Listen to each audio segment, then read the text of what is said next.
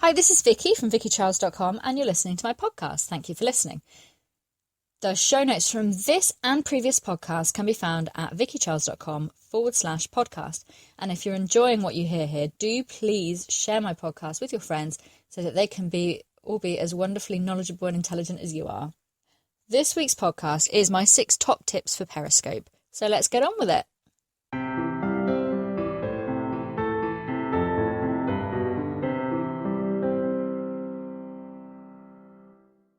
Periscope, for those who don't know, is a live video streaming app. It's owned by Twitter and it was only brought out at the end of March, but it's already incredibly popular. It is so popular. Loads of people are joining in with it and it's a really great thing to get into. What's great about it is that you can just download the app and immediately start broadcasting. Your followers, anybody who's watching the broadcast can comment on what you have to say. They can interact with you so you can see their comments immediately. They come up on your screen. Oh, so-and-so says this, blah, blah, blah. And they can comment and interact. They can leave little hearts on the screen. They can put little hearts that basically say, yes, I agree with what you're saying here. Yes, I like what you have to say. They can also share your broadcast with other people. And that means that they share with all their followers and say, hey, come and watch this video. And it can be really great for getting the word out and getting you a good following. So it's a fantastic opportunity. It's a great thing to use to grow for a blog or a business. If you've got something to say, it's a great way of getting to a wider audience with your message. So my first top tip is don't be scared. So many people are scared of, if you're going to do videos, like the idea of doing a vlog on YouTube is like, oh my gosh, I have to get the lighting right. I'll have to get somebody to record it for me. And then I'll have to get it edited. I'll have to make sure I've got makeup okay. I'll have to make sure I've got all my lines. And, oh no, I fluffed up that line. So I'm going to have to start from the beginning again. And, it can take forever. So the thing about Periscope is that it's live streaming. So people don't expect perfection. They don't expect you to get everything right first time. They expect a bit of umming and ahhing, and they're a bit more kind of lenient, I suppose that's the right word. But there are thousands and thousands of people already doing this. And if you offer good quality content, if you offer people value for their time, then they are going to deal with it, basically, if you and ah a bit, if you fluff your lines a bit, if your lighting's not perfect. Your first few broadcasts anyway are likely to be quiet purely because you've not built a following yet. So you can kind of afford to be a bit rubbish with your first few ones. And the best thing to do is just to keep going and do another one and another one and another one.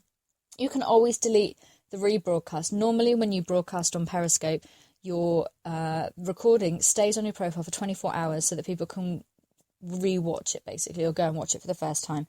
And if you're really unhappy with what you've done, you can always just go back and delete it and then start again tomorrow. It's not a problem. Nobody's going to judge you for it. They're not even going to know you've done it. And you're never going to feel ready to do this.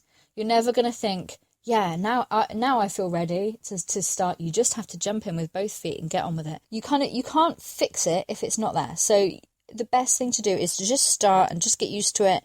And over time, you will get better and better at it. And as you're better at it, you'll get more followers because more people will be interested in what you have to say.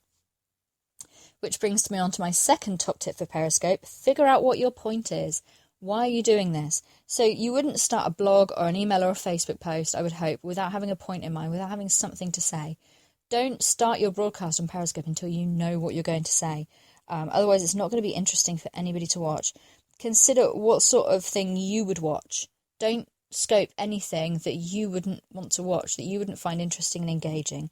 And try to stay on topic as much as possible. Now, I know that's a contentious one. I know that a lot of people will disagree with me and they say that you should get into the comments and chat to people and let it go off at a tangent. For me, I find that really boring to watch. If I've come here to ask you to watch you do 10 ways to grow your blog, I want to know 10 ways to grow your blog, and I don't care about anything else, really. I don't want you to go off topic. I want to know that. Provide value. One great tip is to make notes. So don't have a speech kind of prepared word for word what you've typed out and you've read it 70 times already and you know exactly what you're going to say, and then hit record or hit broadcast and read from your sheet of paper, because that sounds it sounds bad. It doesn't sound natural when you're talking. But also, so I heard somebody say the other day, if you're reading from a script, you clearly don't know your topic well enough. And if you don't know your topic well enough, I'm not listening. And that's a really important thing to bear in mind. Now, you don't have to be kind of giving advice or giving top tips or anything. You can tell your story. You can tell people things about your life if you think it's interesting. I mean, there's always a chance other people find it interesting. Why wouldn't they? If you've had an interesting life, talk about it. Why not? It's all down to what you think other people will find interesting or what you would find interesting. If you're not going to find it interesting, don't bother talking about it, because the likelihood is nobody else will either. My third top tip for Periscope is to acknowledge the comments, but don't get distracted. When you first start a broadcast on Periscope, quite often the person is there and they're waiting for everybody to join in. So they're waiting for kind of people to come into the scope. And the first few minutes will be, oh, hi, yep, Jenny's here. Hi, Jenny, how are you? Oh, this person's coming from the Philippines. How are you? Oh, this guy's here from here. Yep, great. Oh, yeah, we're going to share a joke about a hashtag I mentioned in my last Periscope that half the people here don't remember. Yeah, you weren't in my last Periscope, so you won't know what I'm talking about right now. Now I'm going to talk about this. Now I'm going to talk to this other person who's just joined in and blah, blah, blah. That's fine for the first few minutes. After the first few minutes, personally, I really want you to get onto whatever it is you've promised me you're going to tell me. If you've titled your today's Periscope as me chatting to my friends, then fine, that's what I expect. You go ahead and you chat to your friends. If you've titled your Periscope 10 ways to grow your blog, I want you to get on and tell me how to grow my blog. And I'm not going to hang around. I leave so many Periscopes because I just get bored with people just talking to the commenters. Absolutely, you should acknowledge your commenters, people that are commenting and asking you questions or, agreeing with what you have to say. People often have entirely their own conversations in the comments while you're talking, and that's fine. That's not considered rude. By all means, go ahead and do it. But if you're getting distracted by the comments and not getting your point across, then you've got to wonder how many people are going to kind of want to watch this, especially with a rebroadcast where they've not been able to. If you're watching a rebroadcast, you can't join in with any of the comments that are coming up on the screen anyway, and it just turns into a bit of a pointless exercise. So it's a really important thing to bear in mind. My fourth top tip for Periscope is to be active. If somebody checks out your profile today and they can't see any broadcasts, then they're going to think that you're a dormant account and perhaps you're only there to follow other people, which is fine if you are only there to follow other people. It doesn't matter. I've already said when you do a broadcast, it stays on your profile for 24 hours. After 24 hours, it just says no recent broadcasts, and you do look like a dormant account. So if you've not got something to say every day, I've heard some people suggest that it's worthwhile doing what you would call a business card Periscope, which is basically where you do a little video saying, hi, my name is this, I do this, blah, blah, blah. My Periscopes are about this, check in tomorrow for another one, or something like that. Or, I'll be back on Tuesday with more Periscopes, so that people know. And just bear in mind that video is only going to be on for 24 hours. So think carefully about what your business card Periscope should say, what you want to tell people about yourself. Prepare it beforehand so that it just kind of rolls off your tongue. But again, don't read from a script. And it's worth doing that, I think, every day when you've got no new content and nothing to add. Just a quick little Periscope so that there's been something in the last 24 hours so that people can see that you're there. But also, quite importantly, if you get used to doing that, even if you're only doing 2 or 3 minutes every day, if you're used to just hitting start broadcast, say something, do what you're doing, get off, you can get used to broadcasting. You can get used to talking to a video. It can be a bit unnerving when you first start and you're talking to the camera and all you can see is a picture of yourself and you start to think, oh, my hair, oh, gosh, I shouldn't have worn these glasses. I should have worn a different top. Oh, my gosh, I should have put more makeup on. I should have put less makeup on. If you just get used to doing it, you're just more used to doing it, and hopefully you'll be more confident after a while and less kind of which, if you listen back to this podcast, you'll find that I've been doing this for several months now and there's still a lot of umming and erring. But the more you do it, the less it happens, because you know your topic better, you know what you're going to say, and you're less worried about that camera in the corner judging you, which is basically not, it's just people watching, so it's not a problem.